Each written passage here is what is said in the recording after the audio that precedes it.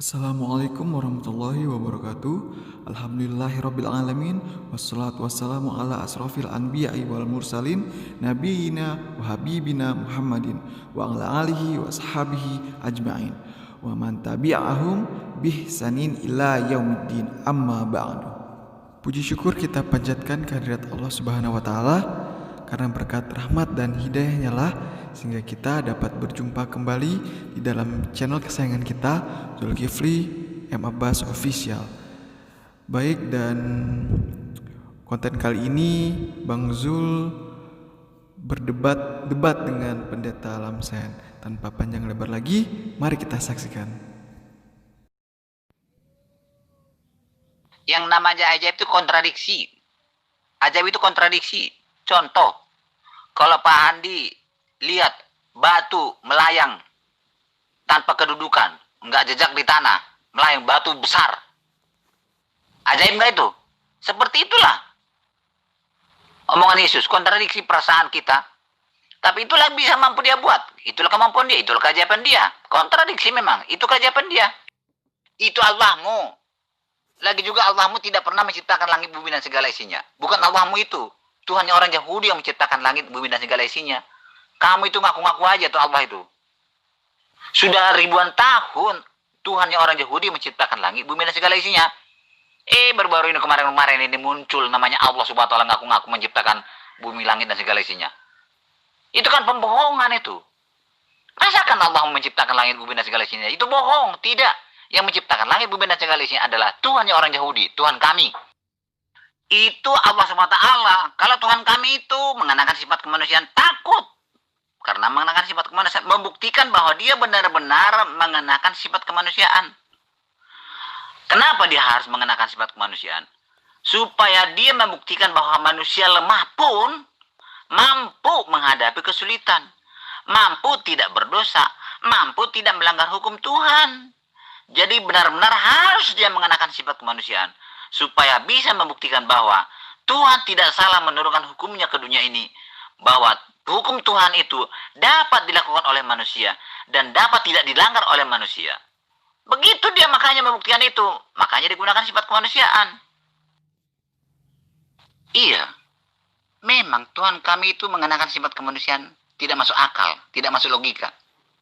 Karena tidak masuk logika dan tidak masuk akal. Makanya itu ajaib. Segala sesuatu yang tidak masuk akal dan tidak logika itu namanya ajaib. Pada saat dia menjadi manusia, apakah dia tidak mampu mengatakan kalau dirinya itu adalah Tuhan, Sang Pencipta alam semesta? Alah, selama ini Islam mengatakan harus masuk logika, harus bisa masuk otak dan logika itu Tuhanmu itu. Harus dipahami. Sekarang kami tidak paham lagi. Terbaliklah kamu, kok ikut-ikutan dengan Tuhan kami. Tuhan kami itu yang tidak bisa dipahami oleh otak dan logika manusia. Selama ini Islam itu pakai otak dan logika. Pakai akal sehat. Begitu kan selalu katanya kepada saya. Kenapa berubah lagi kamu ikut-ikutan dengan Tuhan kami? Jadi Allah SWT itu gampang dipahami oleh otak dan logika. Bisa dihitung, bisa diukur. Kalau Tuhan kami kan tidak bisa dihitung, tidak bisa diukur. Tidak masuk akal. Tidak mampu dipahami oleh otak dan logika manusia. Tuhan kami itu. Tapi Allah SWT gampang. Karena tidak ajaib. Al-Ayub yang harus syahadat, harus yang tobat. Kamu tidak sadar-sadar bahwa Tuhan kami Tuhan yang mampu dari segala bidang. Di segala mampu. Mampu lemah, mampu kuat. Begitu. Mampu berkuasa, mampu tidak berkuasa. Itulah Tuhan kami. Allah SWT apa yang bisa dibuat? Coba apa yang pernah ada dibuat oleh Allah SWT? Tidak ada. Makanya Al-Ayub, bertobatlah kamu. Kamu sekarang mencari-cari ini ya, bahan-bahan untuk di-upload ya. Silakan, tetap aja, nggak apa-apa, saya nggak takut itu. Itu cari makan rupanya. Ya, upload semua ini ya. Tuhan Lamsen, ketika Tuhan Anda itu ajaib dan menjadi manusia, apakah dia tidak mampu mengatakan bahwa dirinya itu adalah Sang Pencipta alam semesta? Silakan. Ini perlu saya tanya dulu. Saya tanya dulu kamu. Saya harus hati-hati menjawab ini. Kalau saya tetap menyembah Yesus, apa masalahnya? Kalau tidak, apa masalahnya? Coba jelaskan dulu. Allah Subhanahu wa taala menyatakan diri kepada nabi-nabi bahwa dia adalah Tuhan Sang Pencipta alam, dan Allah Subhanahu wa taala dalam pengajarannya, dalam wahyunya kepada para nabi, mengajarkan para nabi untuk mengajak manusia menyembah kepada dirinya. Bagaimana dengan Yesus? Apakah Yesus bisa melakukan hal seperti itu? Di Yohanes 1 ayat 10 itu, dia yang menciptakan segala sesuatu. Tanpa dia tidak ada yang sudah ada ini. Itu dalilnya itu. Masalahnya sangat berat. Akibatnya sangat fatal. Karena kenapa? Di dalam pengajaran Musa, di antara 10 perintah Tuhan, jangan ada sembahan lain di hadapanku, kata Allah. Lalu kemudian, Yesus mengajarkan bahwa hidup kekal itu adalah mengenal hanya satu-satunya Allah yang benar, itu adalah Dia yang ada di langit. Nah, kalau Anda juga mengenal Yesus itu sebagai Allah, ini pelanggaran berat dan akibatnya sangat fatal. Dia yang dimaksud di situ adalah Allah itu sendiri, di mana ketika Dia menciptakan dengan cukup berkata kun fayakun. Maka Allah menciptakan segala sesuatunya dengan berfirman. Sementara Yesus bukan firman. Yesus adalah justru ciptaan yang berasal dari firman Allah. Iya, banyak yang ajaib, betul. Kakek saya juga ajaib. Dukun kan? Kakek saya bisa mengetahui peristiwa yang tidak dia lihat. Itu ajaibnya kakek saya. Tapi itu bukan Tuhan. Karena apa? Tidak Tuhan. Dia sudah mati busuk sampai sekarang tidak bangkit-bangkit. Sudah dimakan ulat dia. Sudah busuk di kuburan sana dia. Tidak bangkit-bangkit. Tapi Yesus Tuhan. Karena apa saya sebut dia Tuhan? Karena apa? Buktinya apa? Dia pernah mati tapi kematian tidak mampu menahan dia. Bangkit dia. Dan hidup. Lalu naik ke surga sampai sekarang ini. Maka dia itu adalah Tuhan. Pulangnya ke surga. Tuhan kami di surga. Dia pulang ke surga. Kalau Muhammad. Kan sudah mati. Busuk. Gak bangkit-bangkit. Itu buktinya dia manusia biasa. Kalau Tuhan kami itu bukan manusia biasa. Mati 3 hari. Kematian tidak mampu menahan dia. Lalu dia bangkit. Hidup kembali. Dan sampai sekarang masih hidup di surga. Pulang ke rumahnya di surga. Itulah buktinya Tuhan. Yesus itu adalah Tuhan kami. Berarti yang bangkit itu Anda katakan sebagai Tuhan. Bagaimana dengan Elia? Bagaimana dengan anak yang datang dan dibangkitkan oleh Elisa? Lalu bagaimana dengan Lazarus? Lalu bagaimana dengan orang-orang kudus yang berjalan masuk ke Yerusalem? Mereka semua bangkit dari kematian. Ayo, apakah mereka semua Tuhan? Tinggalkan agama yang membuat akal Anda tidak berfungsi, Pendeta Lamsen. Tujuannya bukan itu. Tujuannya untuk apa? Tujuannya dia manusia itu untuk membuktikan bahwa manusia lemah pun mampu tidak melanggar hukum Tuhan. Mampu tidak berdosa. Mampu melawan godaan setan. Mampu menghadapi kesulitan sampai disalib pun. Itu membuktikan itu. Bahwa manusia biasa, manusia lemah pun mampu menghadapi segala kesulitan-kesulitan. Maka dia berkata, kalau saya, ya Tuhan aku menderita saat ini. Sudahlah kamu sabarlah. Aku pun sudah pernah alami seperti itu. Jangan kamu cengeng. Maka Yesus bisa berkata seperti itu. Karena sudah dialami. Makanya dia adalah guru yang baik. Mengajarkan apa yang dialaminya. Jadi kalau dia tidak pernah menderita, dia tidak pernah takut menghadapi kesulitan, dia tidak bisa mengajarkan, dia tidak bisa diteladan. Itulah sebabnya dia harus mengalami kesulitan manusia. Maka dia mengajarkan, bisa mengajarkan, mengatasi kesulitan manusia itu. Anda memberikan sebuah pernyataan yang sifatnya muatannya hanya asumsi, Pak Pendeta Lamsen. Kalau Anda menjadikan itu sebagai sebuah bukti kebenaran, maka harusnya Tuhan Lamsen itu berpikir, sebagai Tuhan yang datang dalam rupa manusia pun masih juga menyembah kepada Allah. Apalagi kita ini. Yesus aja yang adalah Tuhan menyembah kepada Allah. Apalagi kita yang bukan Tuhan. Harusnya Anda berpikir begitu. Yesus telah memberikan teori dan juga mempraktekkan bagaimana hidup keberagamaan yang benar itu. Menyembah hanya kepada satu-satunya Allah yang benar, yaitu Dia yang ada di langit. Diterangkan dalam Yohanes 17 ayat 3. Kurang apa lagi coba? Ayo. Yesus yang Anda tuhankan ketika menjelma menjadi manusia, selayaknya ajaran pagan sebelum Kristen, itu justru mengajarkan untuk menyembah hanya kepada Allah. Nah, kalau Anda menjadi pengikut Yesus yang setia, harusnya Anda mengikuti Yesus, menyembah hanya kepada Allah.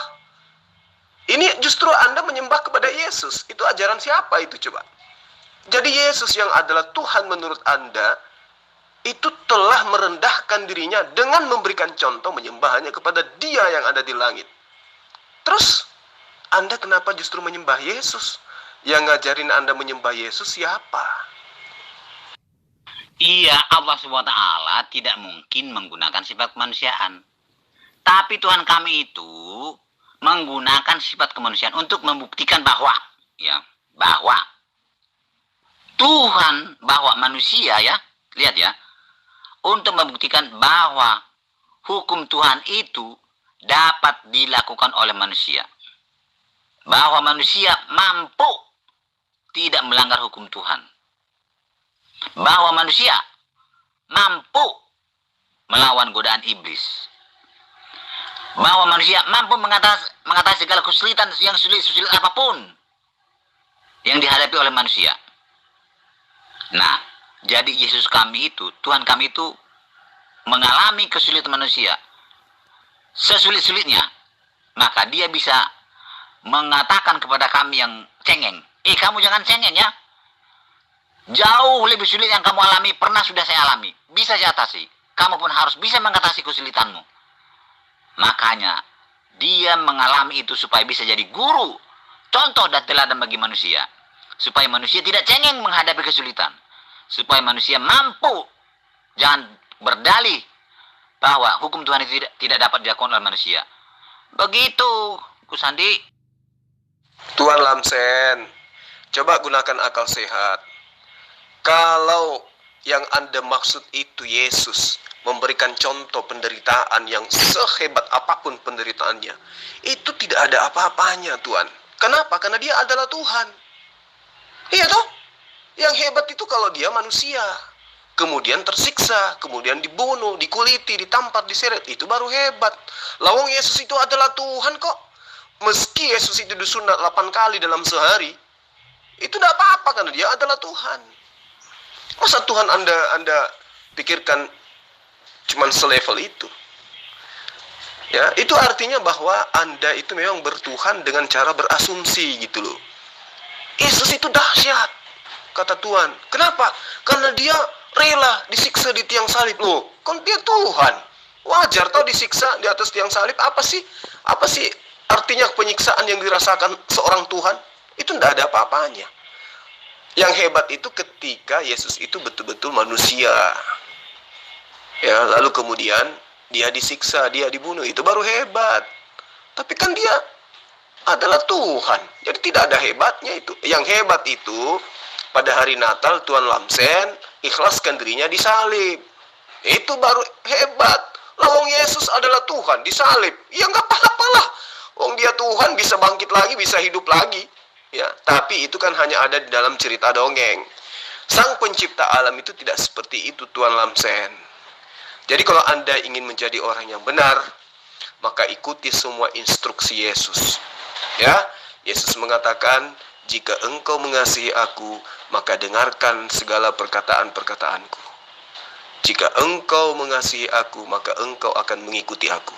Nah, Yesus menyembah kepada Allah. Mau dia Tuhan kek, mau dia dewa kek, mau dia setan kek, yang pasti dia mencontohkan menyembah kepada Allah. Ikuti Yesus. Menyembah kepada Allah. Yesus tidak pernah menyembah kepada Yesus. Itu, jadi Kristen yang menyembah Yesus itu ikut siapa? Ya, gunakan akal sehatnya, Pak Lamsen. Itu bohong itu, Allah SWT itu bohong itu. Masa kan dia pencipta langit bumi dan segala isinya, alam semesta? Tidak. Itu pembohongan itu. Kan baru kemarin aja ngomong seperti itu. Yang sebenarnya Tuhan pencipta langit bumi dan segala isinya adalah Tuhannya orang Yahudi, bukan Allah SWT. Jul, aduh kamu mau dibohongi Allah SWT. Bukan dia. Bukan dia yang menciptakan itu. Tuhannya orang Yahudi, ya Tuhan kami itu juga lah. Ya. Kamu jangan mau ditipu. Kamu tertipu kamu. Tuan Lamsen, ya, Anda hari ini saya lantik menjadi murid saya. Jadi saya ajarin gini. Sekiranya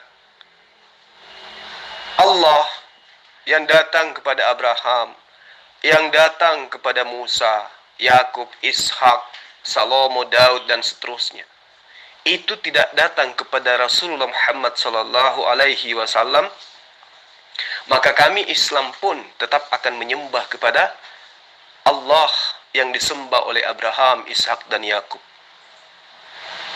Saya ulangi, andai saja Hasem atau Allah atau Elohim, ya, atau YHWH itu tidak datang kepada Rasulullah Muhammad sallallahu alaihi wasallam, maka kami pun akan tetap menyembah kepada Allah Subhanahu wa taala yang datang kepada Abraham, Ishak, dan Yakub.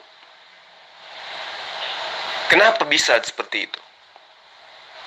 Karena Allah Subhanahu wa taala itu selain dia memperkenalkan diri di dalam Al-Quran sebagai sang pencipta yang telah berfirman kepada para nabi, termasuk Abraham, Ishak, dan Yakub, dan Musa, serta Yesus atau Isa, itu juga dia sudah menerangkan di dalam kitab Kejadian 17 ayat 7 bahwa dia akan menjadi sembahannya Bani Ismail. Ya, saya ulang ya. Meskipun Allah atau Hasem tidak datang kepada Rasulullah Muhammad sallallahu alaihi wasallam, maka kami sesuai dengan janji Hasem kepada Abraham, kami akan tetap menyembah kepada Dia yang telah mengutus Abraham sebagai bapa para nabi dan bapa seluruh bangsa. Aku akan menjadi Tuhanmu, Tuhan anak-anakmu, Tuhan keturunanmu secara turun-temurun. Itu.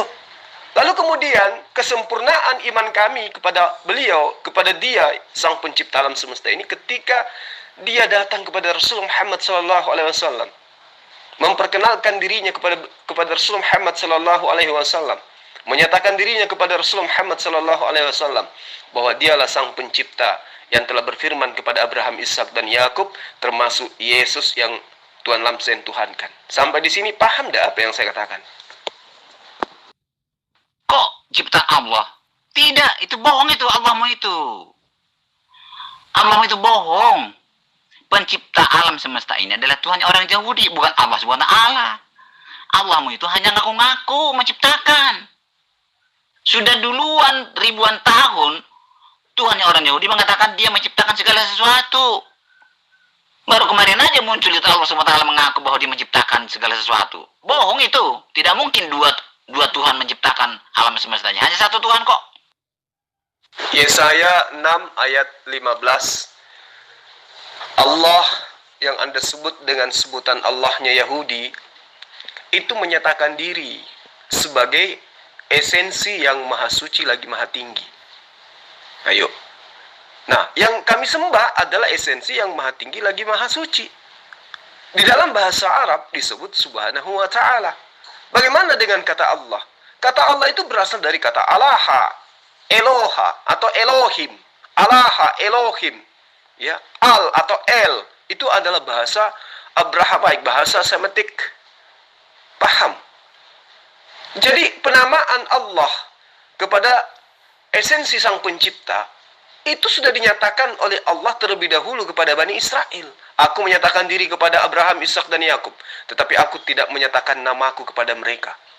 Tapi nanti ketika wilayah yang aku tunjukkan kepadamu, di mana wilayah itu adalah tempat untuk mengagungkan namaku di sana, terlalu jauh daripadamu, maka sembelilah kurbanmu di tempatmu dan nikmati sesuka hatimu. Itu diterangkan oleh Allah dalam kitabnya Bani Israel. Jadi pada Bani Israel Allah tidak menyatakan diri secara nama pribadi. Ya, Allah hanya mengatakan Eser aku adalah aku. Emang aku itu nama? Tidak, aku itu menunjuk kepada dirinya, esensinya, bahwa Dialah sang pencipta. Nah, dari sini sebagai murid Pak Lamsen harusnya tahu. Ini saya sudah sering ajarkan kepada Bapak, bagaimana kemudian sembahan umat Islam itu nyata berasal dari sembahan Bani Israel yang satu-satunya sang pencipta alam semesta. Itu. Jadi Allah Subhanahu wa ta'ala itu sudah diajarkan di dalam kitabnya Bani Israel dengan predikat yang saya sebutkan tadi, maha suci, maha tinggi, Subhanahu wa ta'ala. Bagaimana dengan Yesus? Yesus itu adalah Tuhan yang diambil dari ajaran pagan Romawi Yunani. Sampai di sini murid saya paham enggak? Allah Subhanahu wa ta'ala tidak mengenal Musa. Musanya Alkitab kami itu beda. Itu Musa yang mana? Kisahnya aja sudah beda. Jangan dicampur adukan Allah SWT dengan Tuhan pencipta langit bumi dan segala isinya ini, Tuhannya orang Yahudi. Jangan dicampur adukan Musa yang di kitab kami dengan Musa yang dimaksud oleh Al-Quranmu itu. Beda itu. Tidak sama. Tidak sama. Jangan kamu gunakan Al-Quran mengajarkan ajaran Alkitab kami. Bertentangan itu. Jul. Tuan Lamsen, sebagai murid harusnya Anda itu menggunakan akal sehat. Dari mana asal Kristen ini? Coba, apakah Kristen itu diajarkan oleh Yesus? Tidak. Penamaan Kristen aja itu tepatnya di Antioquia oleh pengajaran Paulus. Itu satu. Lalu bagaimana dengan konsep ketuhanan? Apakah Bani Israel mengendal konsep ketuhanannya orang Kristen? Tidak. Beda. Orang Kristen tidak menganut sistem yang diajarkan oleh Bani Israel, di mana Bani Israel itu pengajarannya berasal dari para nabi-nabi. Yudaism berdiri di atas tongkat keagamaan atau ajaran yang diajarkan oleh para nabi. Mereka bersyariat, mereka punya hukum-hukum, mereka punya tata cara, baik di dalam proses penyembahan terhadap Allah maupun kaitannya dengan hubungan kemaslahatan secara umat. Bagaimana dengan Kristen? Oh, jauh. Kristen itu tidak memiliki konsep yang berasal dari pengajaran para nabi-nabi. Lantas konsepnya dari mana? Dari Lukas, dari Matius, dari Yohanes, pengarang Petrus, pengarang surah-surah Paulus, dan lain sebagainya. Apakah mereka nabi? Bukan. Kalau dipaksakan mereka nabi, nabi palsu jadinya. Karena kenapa? Karena mereka tidak pernah menerima wahyu dari Allah. Mereka menuliskan atas dasar karya tulis pribadi-pribadi. Karena hobi menulis. Itu diterangkan dalam kitab Anda. Lalu bagaimana dengan Sang Pencipta yang datang memperkenalkan diri kepada Rasul Muhammad SAW? Bagaimana kemudian seluruh umat Islam ini menyikapi hal ini? Seluruh umat Islam di dunia menyikapi bahwa esensi yang memperkenalkan diri, menyatakan diri kepada Rasulullah Muhammad SAW itu adalah esensi yang memperkenalkan diri kepada nabi-nabi sebelumnya. Ya, kalau Anda perlu dalil dari Al-Quran akan saya sajikan. Kalau Anda perlu dalil dari kitabnya Bani Israel akan saya berikan. Bahkan kalau Anda butuh dalil dari kitab Perjanjian Baru, kitabnya orang Kristen, saya pun akan berikan. Bagaimana? Sebagai murid sampai sini apakah Anda, Tuan Lamsen, sudah paham? Yohanes itu kan tidak dikenal oleh Allah SWT. Yesus pun yang ditulis oleh Yohanes, Matius, Markus, Lukas, Yohanes itu tidak dikenal oleh Allah SWT, tidak dikenal oleh Al-Quran. Yang dikenal oleh Allah SWT, yang dikenal oleh Al-Quran adalah Yesus yang dikisahkan oleh Injil yang diturunkan oleh Allah kepada Yesus. Bukan Yesus yang dikisahkan oleh tulisan Matius, Markus, Lukas, dan Yohanes. Maka kamu jangan otak-atik itu. Allah. Orang kamu tidak percaya tulisan Matius, Markus, Yohanes. Orang Islam tidak percaya kepada tulisan Matius, Markus, Lukas, Yohanes. Karena apa? Karena Injil yang diturunkan oleh Allah kepada Yesus bukan tulisan Matius, Markus, Lukas, dan Yohanes. Yang bingung itu Islam sendiri. Kacau Islam ini, kacau. Anda salah, Tuan Lamsen. Sebagai murid saya, Anda dengarkan saya baik-baik. Orang Islam itu percaya kepada kitabnya orang Kristen. Percaya, tapi percaya sebagai kitab yang sudah bercampur aduk dengan karangan-karangan bebas manusia. Kami percaya kitab Tuan Lamsen itu berasal dari catatan-catatan yang berasal dari kesaksian-kesaksian orang. Kami percaya itu. Tapi kami 100% tidak percaya kalau kitab Anda itu adalah kalamullah.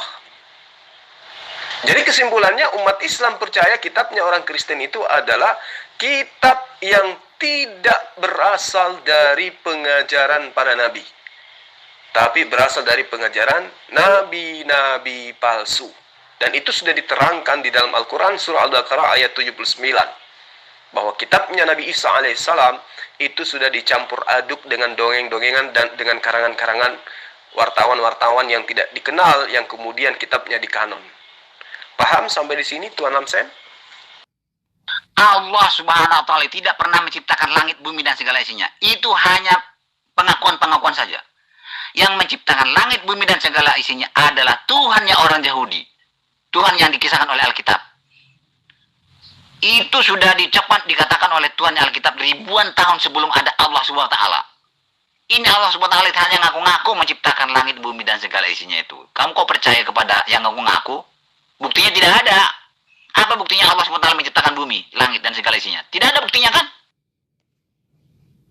Tuhannya orang Yahudi yang menyatakan diri kemudian kepada Rasulullah Muhammad SAW. Bukan Tuhannya orang Kristen. Kalau Tuhannya orang Kristen itu kan asalnya dari Romawi, dari Yunani, bernama Theos atau Apollo. Ya, itu yang perlu Tuan Lamsen pahami. Jadi lagi-lagi saya ngajarkan kepada Anda, sebagai murid Anda harus catat baik-baik. Romawi ketika menjajah tanah Yudea atau Bani Israel atau Yerusalem, itu datang dengan membawa propaganda keyakinan atau kepercayaan, yaitu agama. Apa agama mereka? Kepercayaan terhadap Hellenisme Stoa, di mana muatannya jelas adalah sembahan terhadap dewa-dewa. Maka wajar kemudian ketika sembahan Kristen itu banyak. Ada yang namanya Bapa, ada yang namanya Anak, ada yang namanya Merpati. Belum lagi yang roh-roh bertanduk 7 dan bermata 7. Itu dari mana semua itu? Semua berasal daripada ajaran yang dibawa oleh penjajah Romawi di atas tanah Israel. Lalu bagaimana dengan Allah yang diajarkan oleh Islam? Allah yang diajarkan oleh Islam adalah nama pribadi sang pencipta yang pernah menyatakan diri kepada Abraham, kepada Ishak, Yakub, dan juga Musa. Kalau orang Kristen tidak mau terima itu, ya deritanya. Anda berasumsi Allah itu tidak pernah menciptakan langit dan bumi. Apa alasan Anda mengatakan seperti itu? Iya, karena yang menciptakan alam semesta itu adalah Tuhannya Yahudi. Lah, itu namanya Anda bodoh. Karena umat Islam menyembah kepada esensi yang sama yang disembah oleh umatnya nabi-nabi terdahulu. Itu loh. Allah Subhanahu wa taala itu adalah esensi sang pencipta alam semesta yang pernah menyatakan diri kepada nabi-nabi sebelum Rasulullah Muhammad sallallahu alaihi wasallam. Makanya orang Yahudi itu tidak pernah komplain dengan sembahannya umat Islam. Mereka sadar kok penamaan Allah itu berasal dari kata Eloh, Elaha, Alaha. Jadi tidak ada masalah dengan itu. Yang bermasalah kemudian adalah Allah atau sang pencipta yang Anda yakini, yang berfirman kepada nabi-nabi yang ada kepada Bani Israel, Anda sebut dengan sebutan Bapa. Anda sebut dengan sebutan Theos, Anda sebut dengan sebutan Allah. Itu tidak ada konsep yang mengajarkan itu, di mana konsepnya berasal daripada nabi-nabi. Tidak ada. Itu semua murni dari gereja. Ya, jadi sebagai murid Tuan Lamsen harusnya sadar itu. Bagaimana bisa sama? Sudah ribuan tahun Tuhan orang Yahudi mengaku menciptakan langit, bumi, dan segala isinya. Sedangkan Allah SWT baru 1500 tahun yang lalu lah ngomong, aku menciptakan langit, bumi, dan segala isinya. Mana mungkin dua Tuhan menciptakan langit, bumi, dan segala isinya? Tidak mungkin. Hanya satu, hanya Tuhannya orang Yahudi itulah yang menciptakan langit, bumi, dan segala isinya. Bukan Allah SWT. Allah SWT itu hanya ngaku-ngaku. Ini di antara seluruh murid saya kelihatannya Tuan Lamsen yang paling bebal deh. Sekarang matahari yang ada di Cina, ya, matahari yang ada di Indonesia ada satu, di Jepang juga ada matahari satu, kemudian di Amerika juga ada matahari satu, kemudian di Cina juga ada matahari satu. Masing-masing negara menyatakan di negara mereka itu terdapat satu matahari. Nah, apakah ada banyak matahari? Tidak. Hanya ada satu matahari yang menaungi alam semesta. Begitulah Allah yang menyatakan diri kepada Israel, lalu kemudian menyatakan diri kepada Ismail. Itulah Allah Subhanahu wa taala yang menciptakan alam semesta. Jadi ketika Tuan Lamsen mengatakan Allah Subhanahu wa taala yang datang kepada Rasulullah Muhammad sallallahu alaihi wasallam itu berbeda dengan Allah Israel, itu karena kebodohan Tuan Lamsen. Sebagai pendeta yang sekarang sudah menjadi murid saya, itu saya katakan bahwa Anda itu memang, ya saya pinjam bahasa Yesus ya, Anda itu memang bodoh, bahlul. Anda mengatakan Allah Subhanahu wa taala bukan pencipta alam semesta. Kenapa? Karena dia datang belakangan. Nah, kalau saya mau mengikuti pola pikir Tuan Lamsen, sekarang gini. Allah Israel menyatakan diri kepada Abraham, Ishak, Yakub, Musa, dan juga kepada Yesus. Allah atau Elohim atau Adonai Elohim itu datang kepada Yesus menyatakan diri. Dibuktikan dengan Yesus mengatakan, segala firman yang engkau berikan kepadaku telah aku sampaikan kepada mereka. Nyata kan? Allah menyatakan diri kepada Yesus. Pertanyaan saya, ketika Allah beruntun menyatakan diri kepada para nabi-nabi Bani Israel, lalu kemudian Allah Subhanahu wa ta'ala itu kembali datang kepada Nabi Muhammad SAW, pertanyaan saya, sejak Allah Elohim atau Adonai itu datang kepada Yesus dan Yesus terangkat ke langit, Allah Israel kemana? Ayo, kemana esensi tersebut? Rasulullah Muhammad SAW menerima pewahyuan itu merupakan bagaimana kemudian Allah menyatakan diri kepada Rasulullah Muhammad SAW selama kurang lebih 22 tahun.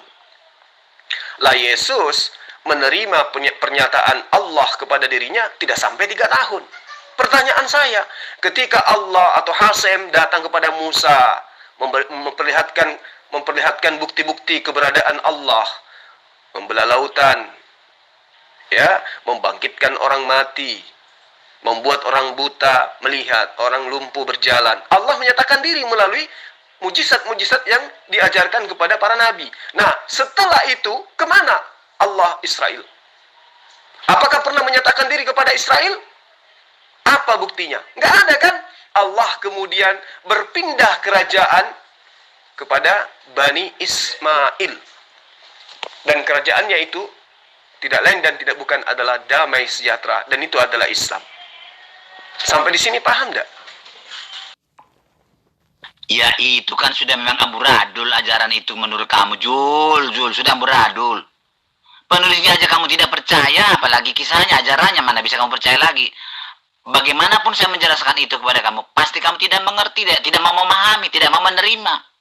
Yang kamu yakini benar kan Al-Quran. Ya sudahlah, Al-Quran aja lah pegang. Jul, Al-Quran aja. Jangan mempelajari Alkitab kami, mengajarkan kitab kami. Karena kamu sudah yakin itu salah. Saya jelaskan pun itu kamu pasti tidak menerima. Karena kamu tidak yakin kebenarannya. Al-Quran telah menyatakan dengan jelas bahwa di antara ahli kitab ada yang menulis dan mengatakan itu adalah Alkitab, padahal yang mereka tulis itu adalah bukan dari Alkitab. Nyata kok di Al-Quran dinyatakan seperti itu, Tuan Lamsen. Lalu kemudian sebagai orang yang berakal sehat, sejatinya jangan lantas percaya, buktikan dulu. Makanya umat Islam itu beriman berlandaskan ilmu. Apapun yang diimani oleh umat Islam itu harus berdasar kepada ilmu pembuktian. Nah, apakah dalil Al-Baqarah ayat 79 itu terbukti? Nyata.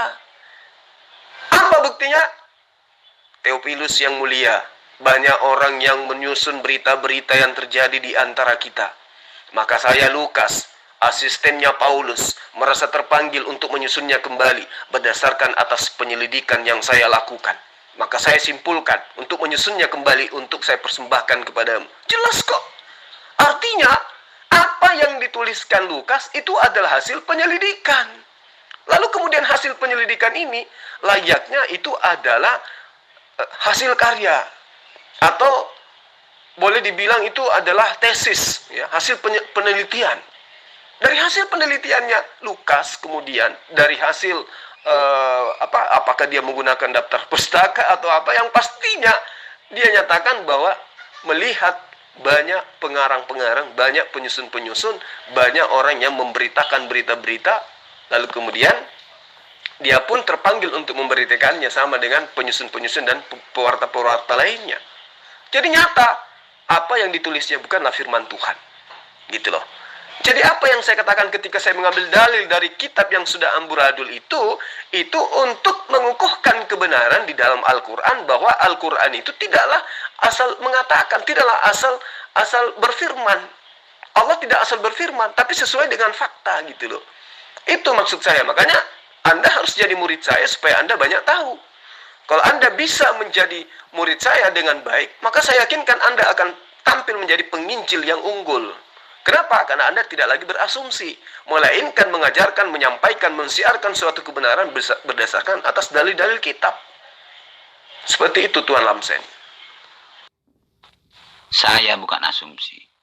Kan Yesus berkata, dia adalah teladan, tiruan saya. Bagaimana dia menyembah Tuhan? Saya sembahlah Tuhan. Apa kata dia rupanya? Yang menyembah aku menyembah Tuhan, menyembah Bapaknya. Emang salah? Kamu aja yang pakai asumsi-asumsi segala macam.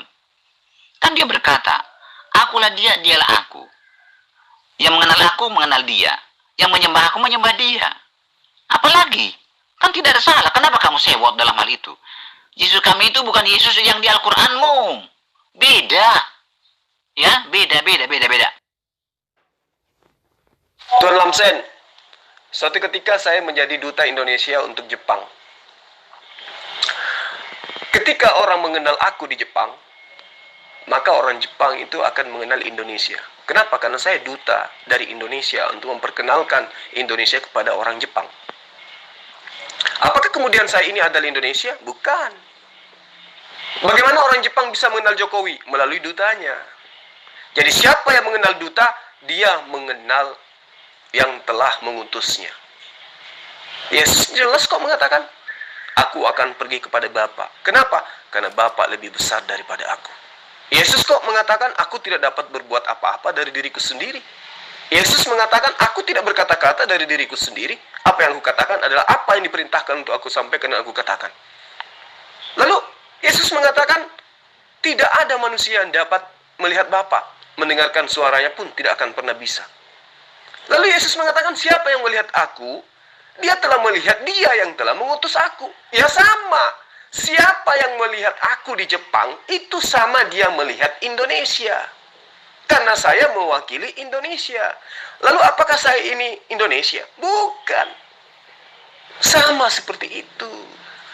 Ya, jadi Tuan Lamsen harus paham. Yesus itu manusia. Ya, untuk menjadi pengikut Yesus harus menjadi Muslim.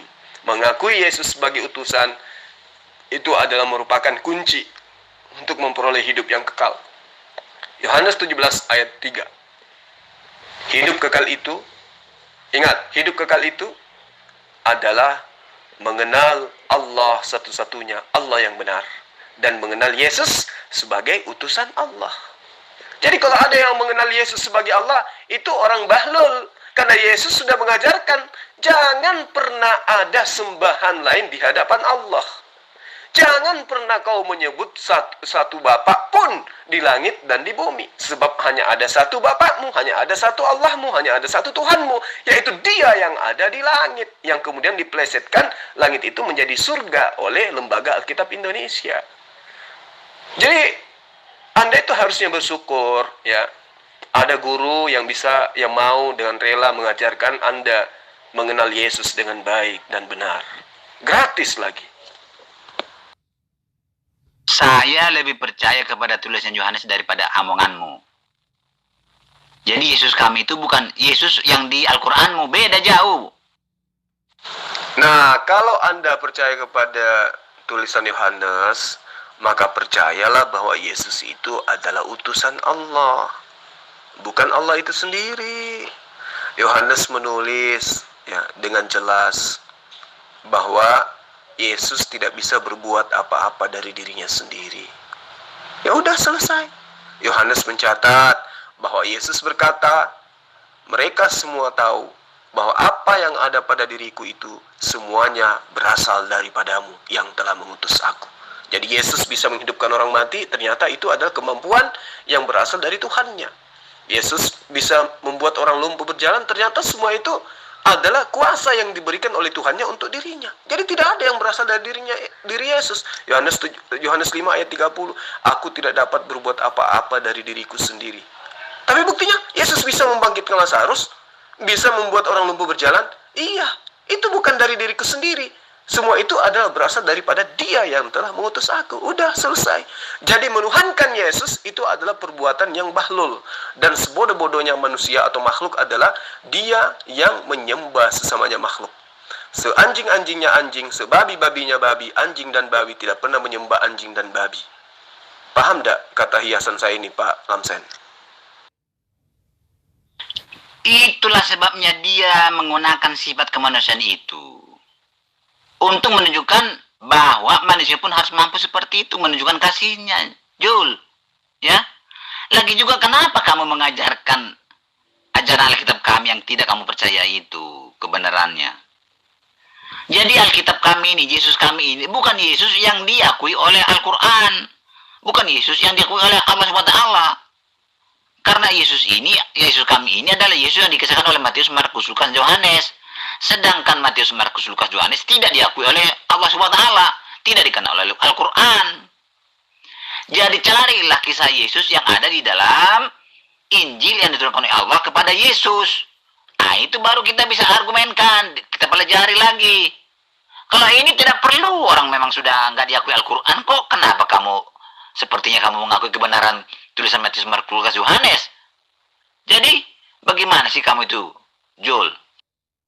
Tuan Lamsen, andai saja manusia yang bernama Yesus yang Anda sembah itu dibangkitkan oleh Allah Subhanahu wa Ta'ala di zaman sekarang. Kemudian Tuan Lamsen panggil dari belakang, Yesus, Yesus, Yesus. Maka Yesus ini tidak akan berpaling. Kenapa? Karena Yesus itu adalah nama palsu. Nama aslinya Yesus itu adalah Isa. Dalam bahasa Semitik, bahasa Aramaik, Isa atau Yesua dalam bahasa Ibrani. Nah, kemudian bergesernya bahasa dari bahasa Ibrani ke bahasa Aramaik, kemudian ke bahasa Arab, itu berubah menjadi Isa. Jadi yang benar itu adalah Isa. Dialah Nabi, khatam Nabiyin bagi Bani Israel. Tidak ada lagi Nabi setelah dia untuk Bani Israel. Dia yang terakhir.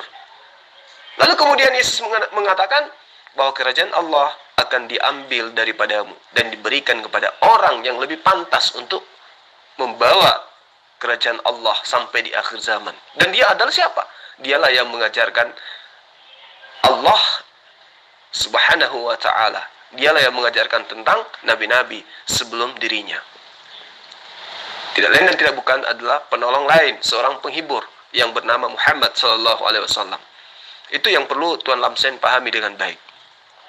Ya, baru-baru ini kita mendengarkan gereja-gereja membacakan ayat suci Al-Quran di dalam acara Natal. Itu membuktikan bahwa sebenarnya Anda dan semua Kristen itu membenarkan Rasulullah Muhammad SAW itu adalah utusan Allah. Tapi karena ajaran yang dibawanya itu berat, sulit, penuh dengan aturan. Sementara Anda sudah nikmat di ajaran sekarang, di agama sekarang, yang serba nikmat, serba bebas, serba merdeka, tidak perlu sujud kepada Sang Pencipta, menghayal, dijamin masuk surga, mati langsung masuk surga, hidup tidak ada aturan. Yang penting percaya Yesus adalah Tuhan, maka pasti akan masuk surga.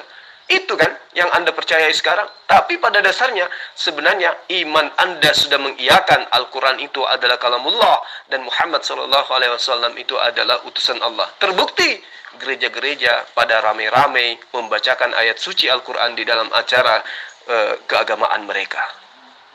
Paham tak Tuan Lamsen? Allahmu itu tidak pernah mendatangi Musa Daud yang dikisahkan oleh kitab kami. Tidak pernah. Beda itu. Allahmu itu. Beda. Jangan dicampur adukan Al-Quran dengan Alkitab. Allah SWT tidak mengenal Abrahamnya Alkitab kami, tidak mengenal Daudnya Alkitab kami. Kamu sok-sok mau jadi guru. Kamu itu aja pun tidak kamu bisa bedakan. Tidak bisa kamu bedakan Al-Quran dengan Alkitab. Kok bisa kamu satukan sepertinya satu ajarannya? Tuan Lamsen, Anda itu sudah berumur, ya, sedikit lagi tamasya. Masa Tuhan tidak bisa memahami sih bahwa kedatangan ajaran Islam yang disempurnakan kemudian oleh Rasulullah Muhammad SAW itu sudah ada jauh-jauh sebelumnya. Ya. Apa Islam itu? Damai sejahtera. Apa inti daripada damai sejahtera itu? Menyembah kepada Sang Pencipta. Lalu Pencipta itu ada berapa? tentu hanya ada satu. Kalau ada tiga, itu pencipta buatan pagan, karangan-karangan pagan itu. Allah Subhanahu wa Ta'ala yang maha suci lagi maha tinggi, dialah yang berfirman kepada para nabi, yang berfirman kepada Musa, yang berfirman kepada Abraham. Anda mau imani atau tidak? Tentu itu kembali kepada diri Anda. Kenapa Anda disebut kafir? Karena Anda ingkar kepada Allah Abraham yang datang berfirman kepada Rasulullah Muhammad SAW. Makanya Anda disebut kafir, umat kufur. Ya, Anda tidak disebut kufur, andai saja Anda mengimani Allah itu berfirman melalui wahyunya yang kemudian diberi nama Al-Quranul Karim. Ya, jadi mulai sekarang sebagai murid Anda harus tahu, ternyata pekerjaan-pekerjaan Allah itu tidak berhenti sampai kepada Yesus aja, tetapi Allah itu tetap berfirman pada masa kedatangan malaikat Jibril pada Rasulullah Muhammad SAW. Itu. Jadi Islam itu bukan agama independen. Islam itu adalah agama universal yang sudah diajarkan sejak dari Nabi Adam kepada Abraham, kepada Musa dan seterusnya. Kristen itu juga begitu. Kristen itu dari awal itu sudah ada dari Mesir, dari India, dari Romawi, dari Yunani. Tapi agama Kristen itu adalah agama ardi, agama buatan manusia, bukan agama wahyu. Paham?